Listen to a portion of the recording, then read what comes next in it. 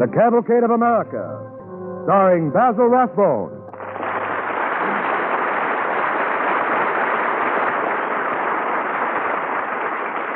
Good evening. Last week, the first volume of a series called The Papers of Thomas Jefferson was published by the Princeton University Press. This collection of priceless Jefferson documents will reveal the deepest beliefs and hopes of the man who, more than any other figure in his time, epitomized the American dream of freedom and self-government. Its editor, Julian Boyd, was our consultant for tonight's Cavalcade. A story about Thomas Jefferson. A story that might have happened to any one of us.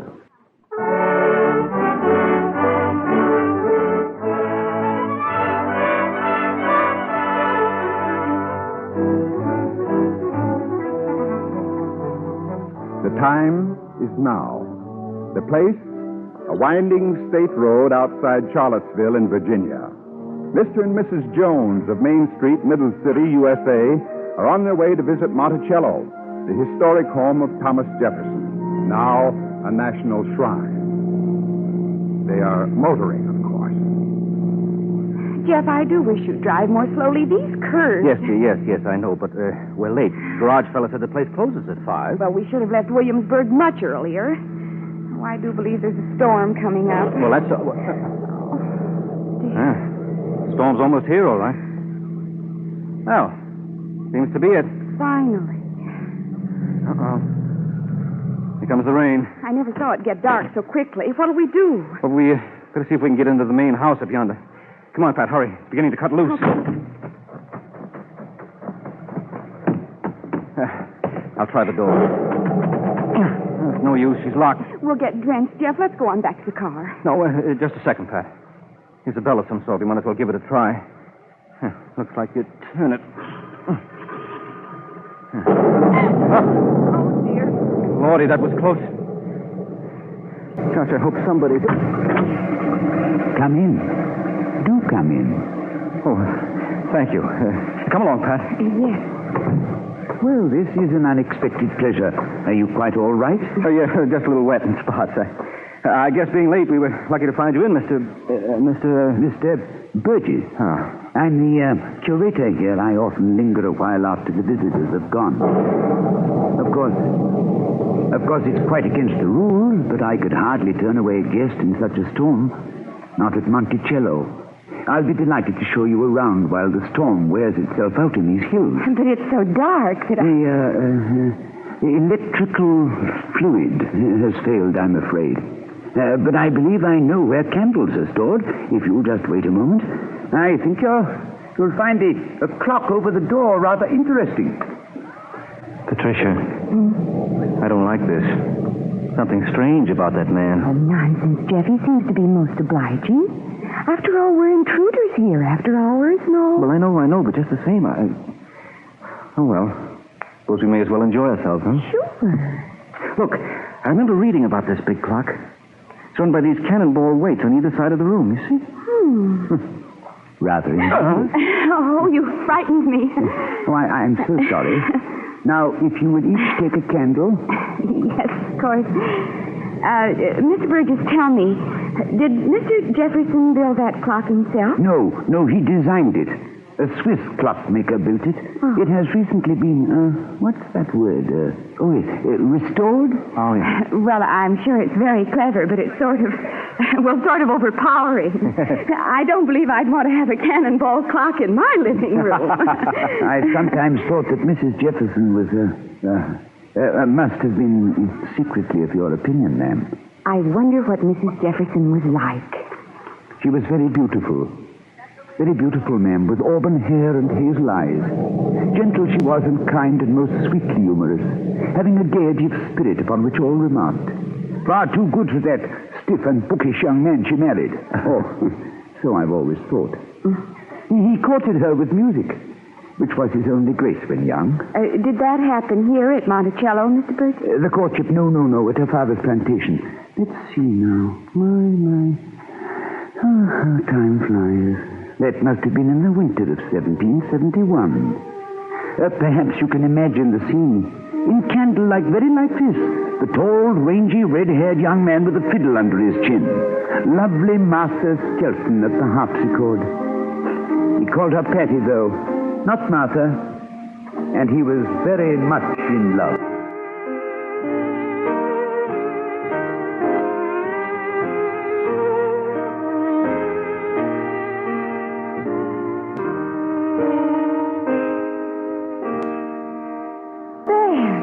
I do believe we played it all the way through without a single mistake. Almost. I must confess to one wrong note myself. How perfectly dreadful. Hold out your hand and I shall rap your knuckles. Give me your bow, sir. Here you are. Now your hand, if you please. I'm used to this, you know. It is not the first time I've struck a wrong note in the presence of a young lady. And did pretty Miss Brewer rap your knuckles, Tom? No. She straightway married Jack Ambler instead of me. Thank heaven. How did you know about Rebecca? Everyone in Williamsburg knew at the time. Everyone in Williamsburg always knows everything. Did she hurt you, Tom? Well, I was very young, and it seemed the world had quite tumbled down about my ears when I lost her. Tom? Yes, Patty? I'd never hurt you. I know you wouldn't. La, not even in play with this bow. Away, cruel bludgeon. After all, what's one wrong note among so many? Well, shall we try again? Not just yet. If you don't mind, Patty, I'd like to, there's something I must say. Yes, Tom?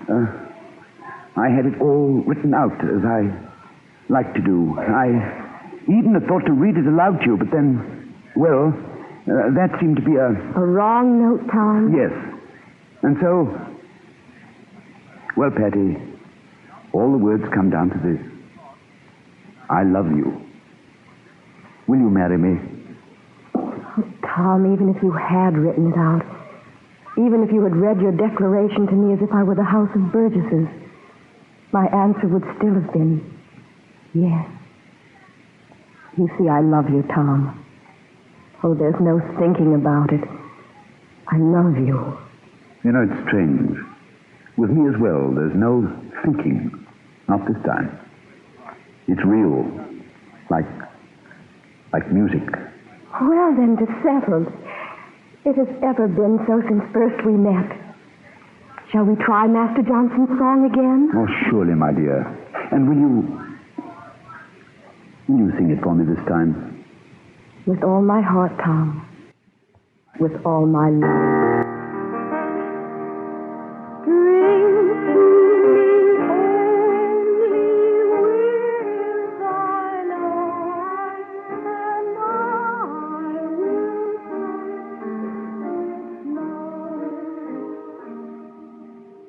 And so they were married on New Year's Day in 1772 with a pair of preachers at £5 each and a fine deal of fiddle music for a 10-shilling fee.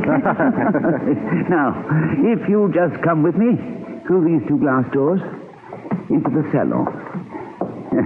You'll notice that when I open one door thus, the other door opens as well, automatically. Well, I declare. Did Mr. Jefferson invent that, too? Oh, yes. He was often well in advance of his time. Now, if you'll just look through the windows here, you can see what the guides call his honeymoon cottage. Mr. Jefferson, I'm afraid, would have shuddered at the phrase. Yes. The rain has lit up a little. You can see it. The small square brick structure yonder. Mm-hmm. My, it is small. Yes, isn't it? It seemed even smaller at the time, but rather snug, I expect. Now, if you just come this way. After you, Pat. This is Mr. Jefferson's bedroom and library. Oh, it's lovely.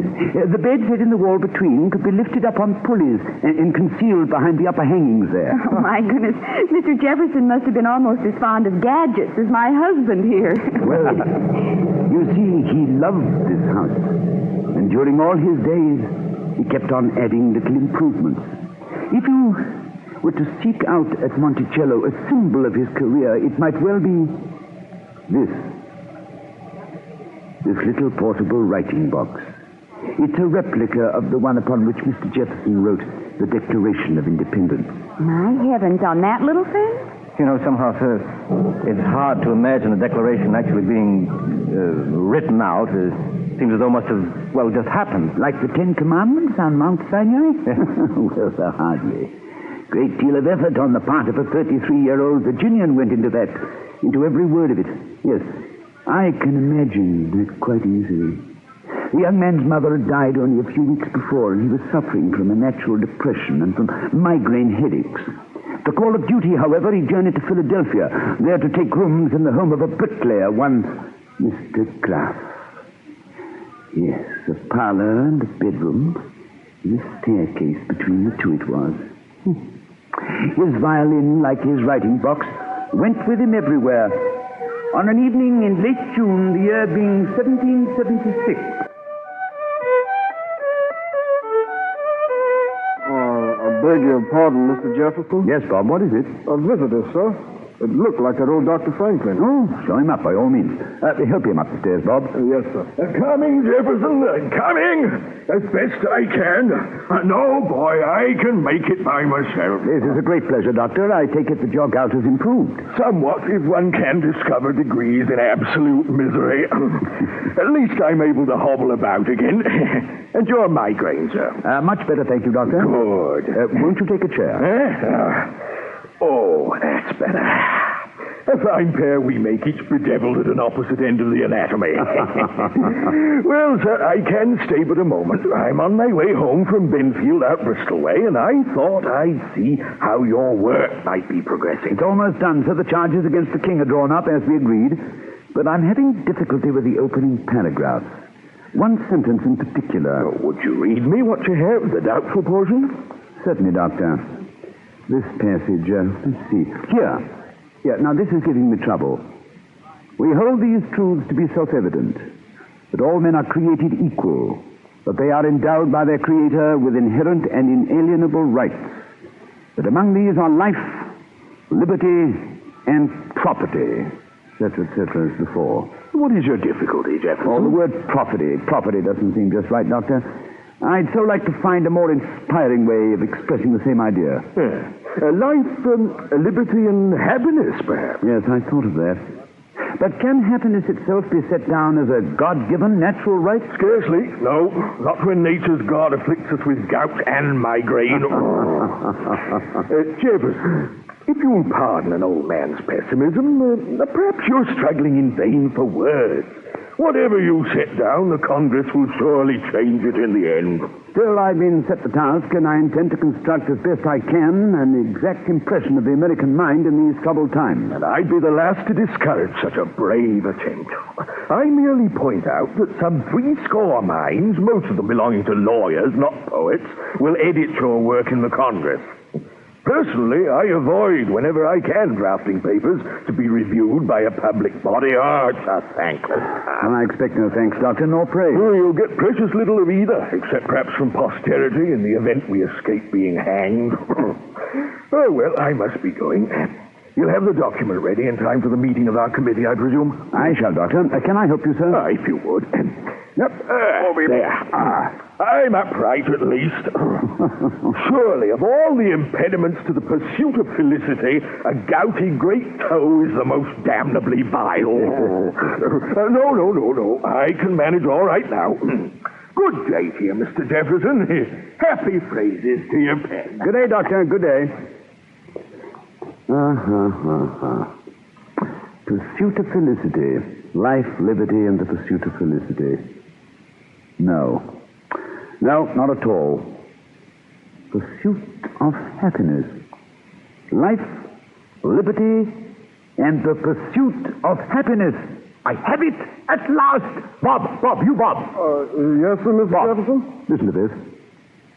We hold these truths to be self-evident, that all men are created equal, that they are endowed by their Creator with inherent and inalienable rights, that among these are life, liberty, and the pursuit of happiness, that to secure these rights, government...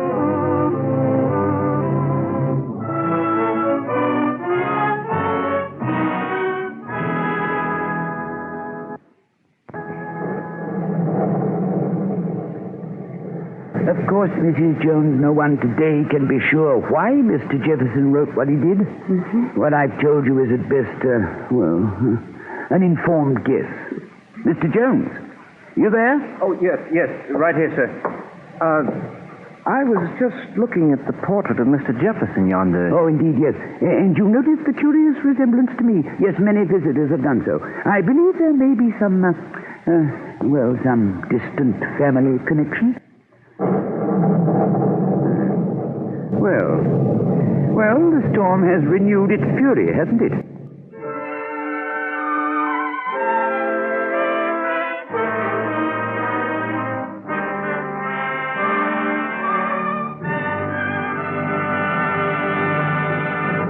You are listening to Basil Rathbone as Mr. Burgess on the Cavalcade of America.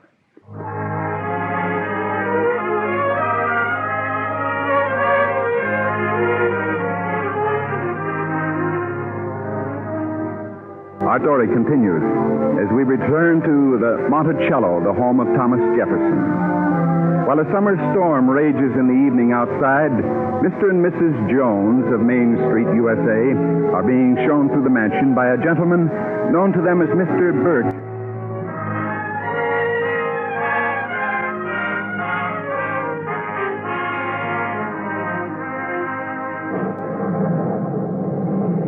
I think you will find this portrait more interesting than the other, Mr. Jones. Certainly more handsome.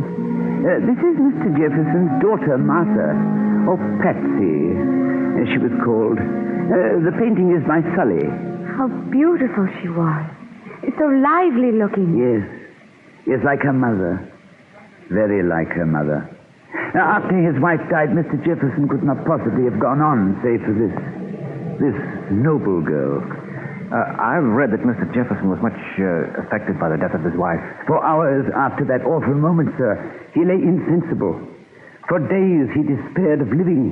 For weeks he remained secluded in his study yonder, pacing back and forth in terrible grief. And then one October afternoon, with the autumn sunlight outside, challenging the black hopelessness in his heart,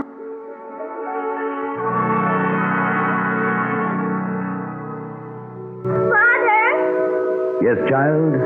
May I come in? Why, yes, Patsy, do come in, of course. Auntie Carr said I was to ask, are you not feeling better, Father? Why, yes, I believe I am. And I was to tell you Dabney's had the measles, but he's better now, too. And Jamie didn't catch it from him. And Grizzle has a new cold, a feeling, Father. And Jupiter says Caractacus needs exercise very badly. And all the stable boys are sad. And when are you going to come riding with me again? I suppose you've been riding every day? Oh, yes, Father. On Bergère. And not studying at all? No, Father, but the woods are so pretty now. And I've not heard you practicing the forte piano, not once. But Auntie Carr said I was not to. Not after Mother went away. There, child. Forgive me. My thoughts, I'm afraid, have been too firmly fastened upon myself alone. But we must see that your studies are resumed before your mother... That is, some time ago I drew up a daily schedule I'd like to have you follow. It's in my desk, I believe. Yes, here it is. Now, from 8 to 10, practice music. From 10 to 1, dance one day and draw another. From 1 to 2, draw on the day you dance and write a letter the next. From 3 to 4, read French. From 4 to 5, exercise yourself in music. From 5 till bedtime, read in English, write, etc., etc. Well, my dear, what do you think of our little list? Oh, my goodness, Father, you left no room at all for the horses. So I haven't. Well, my dear, we shall certainly need to draw up an amendment. The chair consents, and it is so ordered. The horses go in at the gallop. Father! Yes, Patsy. You were laughing again. So I was. You've helped me, child. You've helped me very much indeed. Oh, everyone's been so worried. Yes, I dare say I've been making myself a problem to the entire household. No more of that. Patsy, I want you to run. Run, mind you. I want you to run and tell Jupiter to have the boys saddle Caractacus and Bergère at once. We'll ride together this afternoon. And from now on, we'll always ride together, Patsy. Always, Father. Always and always.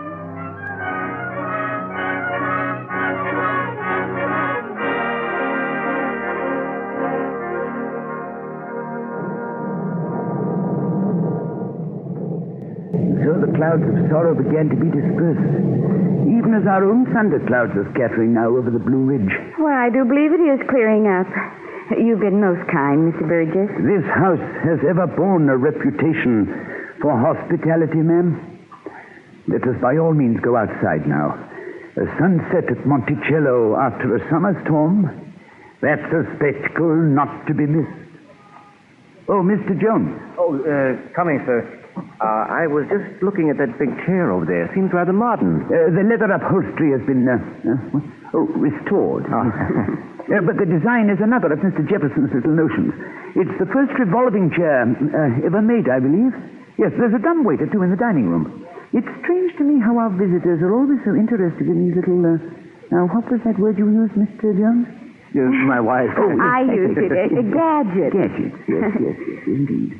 Mr. Jefferson, I believe, would have regarded another of his inventions, the moldboard plow, as more important. My, he must have been a busy man. When in good health, man, he never let the sun rise before him. Shall we go out on the terrace now? Storm is quite over. Yes, certainly, sir.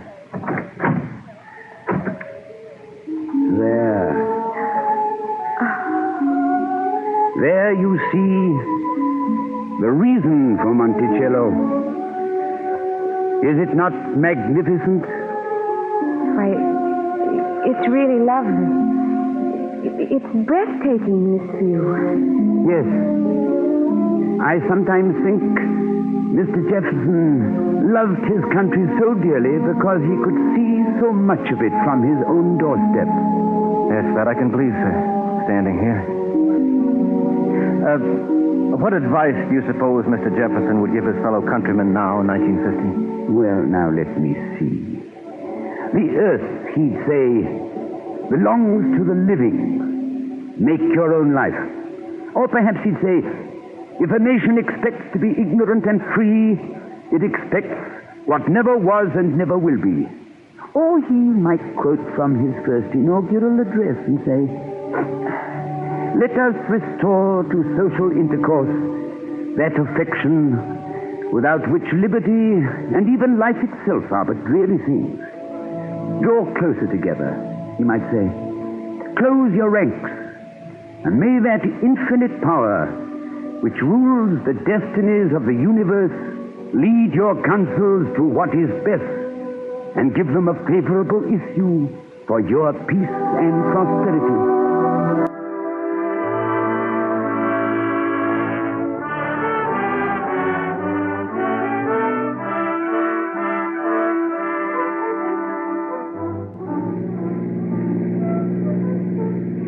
That was quite an experience.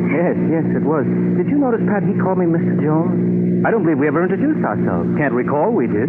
Oh, we must have. Or maybe we just look like a couple of Joneses. Maybe that was it. Well, anyhow, the Joneses' car needs gas. There was a garage on the way up. Here it is. Okay, boy, fill her up. Okay, sir. I guess you folks was mighty disappointed. I told you going up they wouldn't be open after 5. Oh, we got in all right. What's that you say? You say you got in, sir? After 5 o'clock? Why, sure. Mr. Burgess, the curator, was still there. Showed us all over the mansion.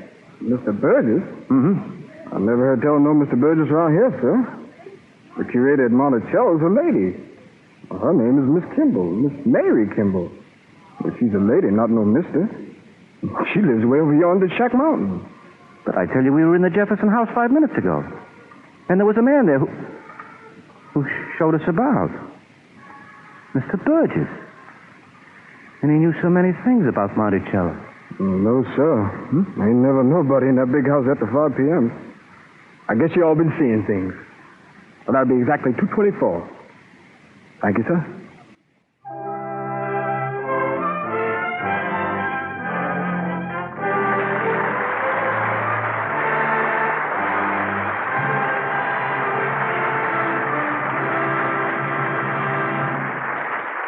Our thanks to Basil Rathbone and the Cavalcade players for tonight's story. Tonight's original DuPont Cavalcade was written by George H. Faulkner. Music was composed by Arden Cornwell and conducted by Donald Voorhees. The program was directed by John Zoller.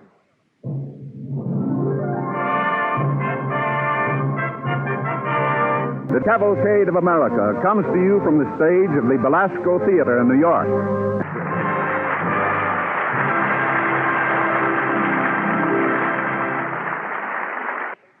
On NBC.